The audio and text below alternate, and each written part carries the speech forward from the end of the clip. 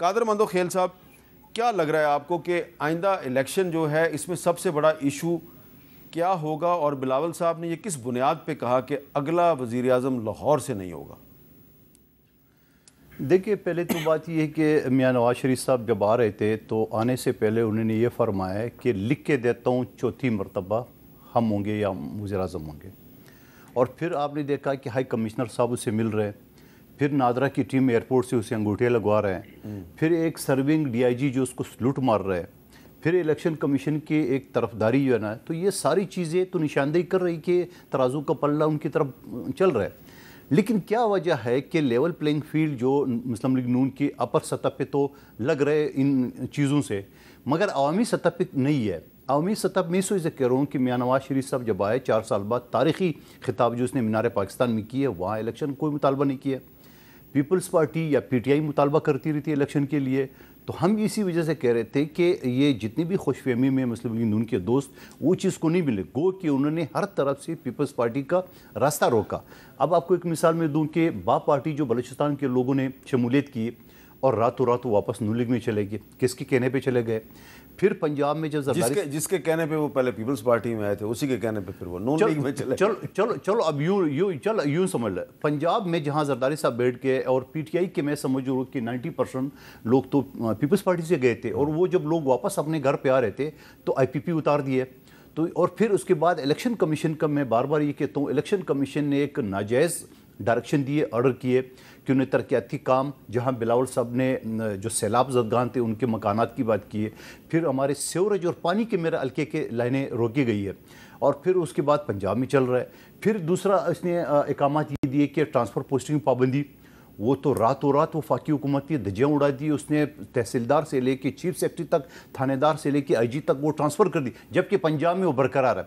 दूसरा, पंजाब की जितने भी, क्योंकि मेरे कमेटी में आते थे, जितने भी पावर डिवीज़न के जो चेयरमैन हैं वो सारे मुस्लिम लीग नून के MPA, साबिक MPA शामिल हैं। तो ये सारी चीज़ें इस चीज़ की निशानदेही करें। हम ये कह रहे हैं कि आप जो ये इलेक्शन कमीशन की जो हरकत है या निगरान हुकूमत की है, तो ये तो सीधे साधा। फिर मैं ये कहूँगा कि क्या ज़रूरत है 54 बिलियन खर्च करने की? आप एक ऑर्डिनेंस जारी कर दें, नवाज शरीफ साहब वज़ीर आज़म, चारों सूबे के वज़ीर आला की, अल्लाह खैर सलाह। अच्छा, मोहसिन शाहनवाज रांझा साहब, आप और पीपल्स पार्टी जो है वो अभी कुछ महीने पहले तक एक ही हुकूमत में थे, आप इकट्ठे अपने आप को डिफेंड भी करते थे और तहरीक इंसाफ पे तनकीद भी करते थे। तो आज बिलावल साहब कह रहे हैं कि जी अगला वज़ीर आज़म जो है वो लाहौर से नहीं होगा। इसका मतलब ये है कि अगले इलेक्शन में 8 फरवरी के दिन मुस्लिम लीग नून और पीपल्स पार्टी एक दूसरे के आमने सामने होंगे। लेकिन आपके ख्याल में, क्योंकि आपने भी इलेक्शन लड़ना है, 8 फरवरी के दिन जो इलेक्शन होगा उसका सबसे बड़ा इशू क्या होगा?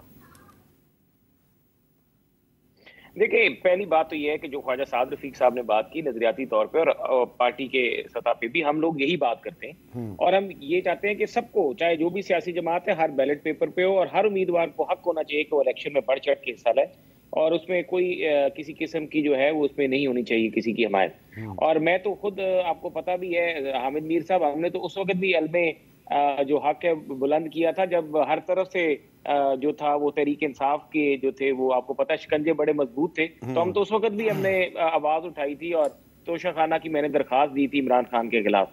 तो मैं तो ये चाहता हूं कि मैं उस बुरे वक्त से गुजरा हूं, मैंने सारे मुकदमात फेस किए, लेकिन फिर भी उसके बावजूद मैं चाहता हूं कि तहरीक इंसाफ को भी चाहे मौका दें। बाकी रहेगी बिलावल साहब वाली बात। देखिए, बिलावल साहब की ख्वाहिश थी, पहले जरदारी साहब कहते रहे कि मैं वजीर आजम बनाना चाहता हूँ, हमने तो कोई इतराज नहीं किया, ना हमने कोई हमारी तरफ से कोई बयान आया।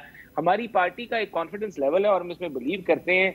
और वैसे मैं ऑन अ लाइटर नोट कह रहा हूँ कि बिलावल साहब कह रहे हैं नया वजीर आजम लाहौर से नहीं होगा, नहीं, वो रायबंड से होगा इंशाल्लाह ताला, वो आप फिक्र ना करें। लेकिन बाकी जो जहां तक रह गई पोस्टिंग ट्रांसफर, मैं यकीन माने हामिद साहब, मैं आपको हल्फ तो नहीं दे सकता, क्योंकि मेरी आदत नहीं है। मेरी कॉन्स्टिट्यूंसी में पोस्टिंग ट्रांसफर कोई मेरी मर्जी की नहीं है। अच्छा। मेरे हल्के में कोई अफसर मेरी मर्जी का नहीं है, और मैं आपको इसका हल भी दे सकता हूँ अगर कह लें। मुझे समझ नहीं आती कि ये किस तरह बात करते हैं कि ये पोस्टिंग ट्रांसफर जो है हमारी मर्जी की हो रही है, हमारे लोग लग रहे हैं। कोई ना पुलिस में ना कहीं पे इलेक्शन कमीशन बिल्कुल मुनसफाना तौर पे चल रहा है। हमें कोई आरोप, कोई ऐसी चीज पे कोई हमारा मतलब नहीं है लेना देना। हम बिल्कुल, बल्कि मैं तो हम खुद चुप कर जाते हैं कि ऐसे मामला होते हैं जहां पर हमारे साथ समझते हैं कि ज्यादती है, लेकिन हम खुद खामोश कहते हैं कि ठीक है यार, अब शफाफ इलेक्शन कराने, ये चीजें इलेक्शन कमीशन का रोल है, हम खामोशी इख्तियार कर जाते हैं। तो इस तरह की बातें करना कि इलेक्शन कमीशन जो है वो मुस्लिम लीग नून को तरजीह दे रहा है, पीपल्स पार्टी को नहीं दे रहा, पीपल्स पार्टी या तहरीक इंसाफ को नहीं दे रहा, ये बिल्कुल गलत है। मैंने तो आपको अपनी बात बताई है और मेरे ख्याल से मेरा पार्टी में जो रोल है और मैं एक पोजीशन जो होल्ड करता हूं, तो अगर मेरे साथ ये हो रहा है तो फिर बाकी सारे सियासी हमारे जो लोग हैं उनके साथ भी यही असूल होगा। ये इनको वैसे थोड़ा सा फील हो रहा है, ये इसको इस कैफियत से पीपल्स पार्टी को बाहर निकलना चाहिए, उन्हें इलेक्शन पे फोकस करना चाहिए, कॉन्फिडेंस के साथ मैदान में उतरे, फिर जो अल्लाह बेहतर करेगा सबके लिए।